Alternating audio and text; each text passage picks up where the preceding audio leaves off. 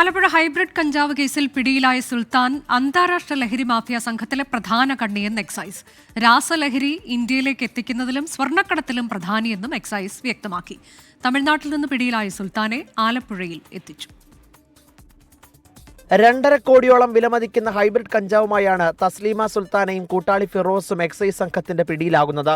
തസ്ലീമയുടെ ചാറ്റുകൾ ഉൾപ്പെടെ ഫോണിലെ ശാസ്ത്രീയ തെളിവുകൾ കേന്ദ്രീകരിച്ച് നടത്തിയ അന്വേഷണത്തിലാണ് സുൽത്താൻ തമിഴ്നാട് ആന്ധ്ര അതിർത്തിയിൽ നിന്നും പിടിയിലായത്.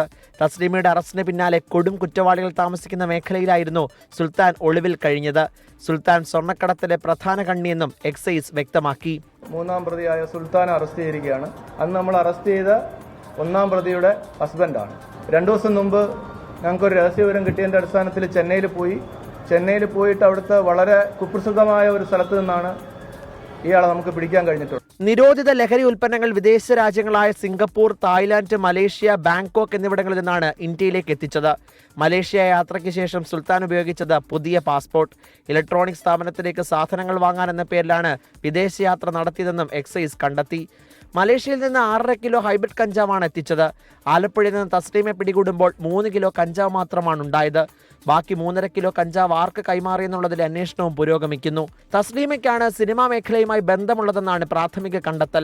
സിനിമാ മേഖലയിലുള്ളവരെ ചോദ്യം ചെയ്യാനുള്ള നോട്ടീസ് നൽകും. പ്രതികളെ കസ്റ്റഡിയിൽ വാങ്ങി ഒരുമിച്ച് ചോദ്യം ചെയ്യാനാണ് അന്വേഷണ സംഘത്തിന്റെ തീരുമാനം. 24 ആലപ്പുഴ.